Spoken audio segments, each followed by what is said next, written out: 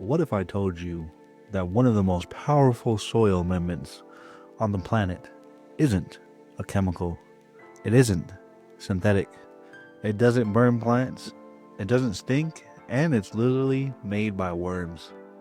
Today, we're talking about worm castings, what they are, why gardeners swear by them, how they actually work in the soil, and how to use them correctly so you don't waste your money or your time. If you've ever heard someone say, worm castings are just fancy dirt, they're just worm poop, and they really don't do anything, stick around because by the end of this video, you'll understand why worm castings are one of the few soil inputs that work for every plant, every grow style, and every experience level. No hype, no buzzwords, just real soil science. Explained simply. Let's start at the beginning.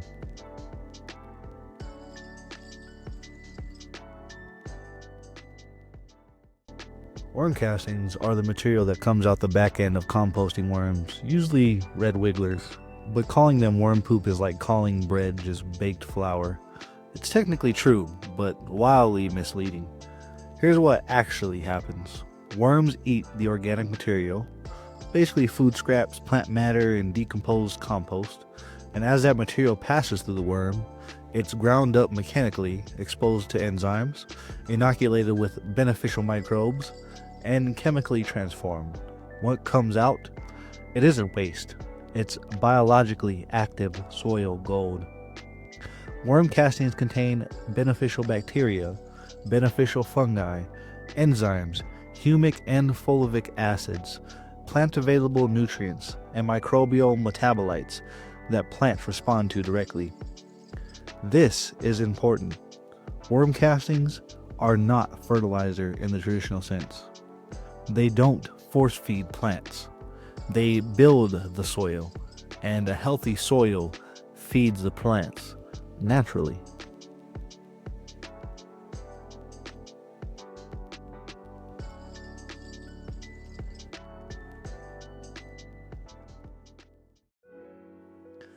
Plants don't eat nutrients directly.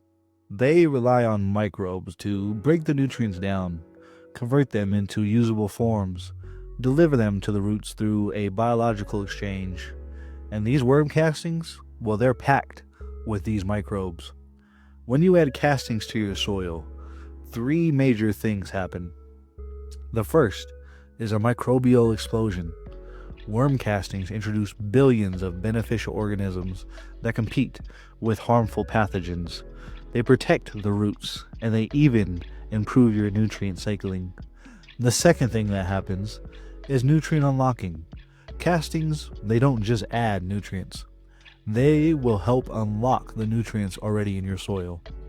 That's why people see improvements even when nutrients levels are technically low.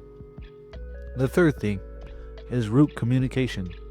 Now this part really blows people's minds. Worm castings, they contain plant growth regulators. They're natural compounds that encourage root branching. They improve nutrient uptake. They increase the stress resistance. This is why plants grown with castings often look greener, thicker, and even more resilient, without having the downside of being overfed.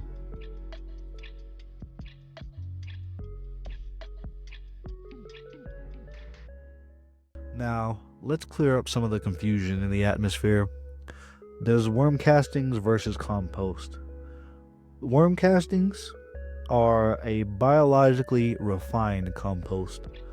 What compost is exactly is just a decomposed organic matter. Compost, it feeds the soil over time.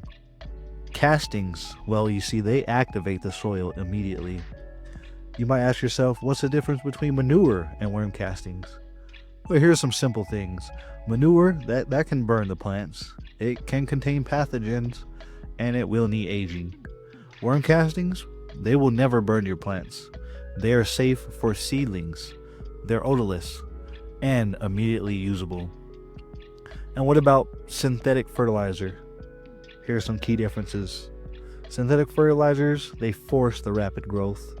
They can damage the soil life and cause salt buildup. Worm castings, they build long-term soil health. They improve the structure. and increase nutrient efficiency. Castings, they don't replace everything, but they can definitely improve everything they touch.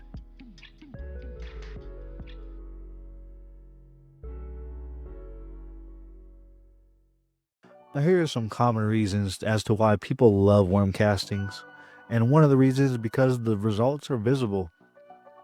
Here's the things that the users consistently say and they notice about worm castings. There's a stronger root system. The plants establish faster and handle the stress even better. Improved water retention. Soil holds the moisture longer without becoming compacted. There's healthier growth. Leaves look richer, thicker, and more vibrant. There's better resistance. Plants tolerate heat, cold, transplant shock, and pests more effectively. And there's no burn risk. You really just can't overdo it. It's really that simple. This alone makes castings perfect for beginners, kids' gardens, houseplants, and sensitive plants. Basically, it's a one-all kick for anything that's available that you and your son and your daughter and your granddaughter and whoever else can grow. It's a family-friendly soil amendment.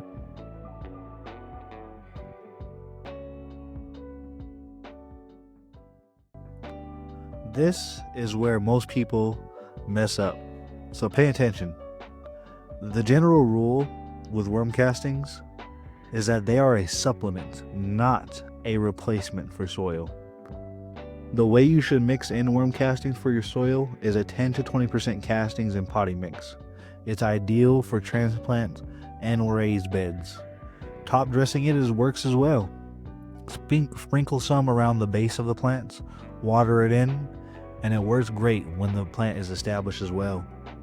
The seedlings are a great starter for it as well, usually in small amounts. Excellent for early root development. Houseplants love it too. Thin the top layer every 1 to 2 months. And one key factor of this is lawns can use it as well. A light broadcast every once in a while will be nice for it, and water it in well. And also there's one more thing. You can make worm casting tea out of it.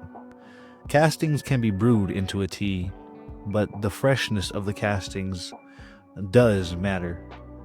Which leads us to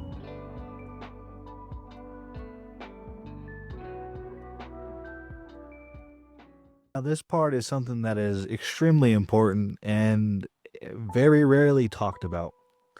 Worm castings, they are alive. Over time, the microbial populations, they will decline, the moisture dries out, and the benefits reduce. Now, that doesn't mean old castings are useless, but fresh castings are far more potent. The things that matter are proper moisture. They haven't had any heat exposure, and there's no long-term compression. If castings smell bad, something went wrong. Good castings, well, they smell like clean, rich soil after a rain in the rainforest.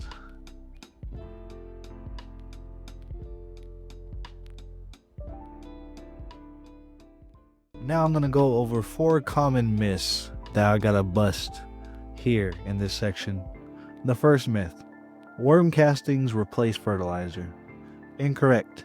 They only enhance the nutrient efficiency. The second myth: more is better. That is also wrong. Small, consistent use works best with this soil amendment. Third, they work instantly like chemicals. That is definitely not true. They build results that last. And the fourth thing: all worm castings are the same. That is not true. There is feedstock, worms, and handling matter that completely changes how worm castings come out. Now, worm castings, they aren't hype. They're one of the few soil amendments that work for beginners and experts. They improve soil instead of damaging it. They deliver real, visible results over time. If you care about plant health, soil longevity, and sustainable growing, worm castings belong in your garden. Now, if you found this helpful, hit that like button. Make sure to subscribe and drop your questions in the comments. I'll be answering them in future videos.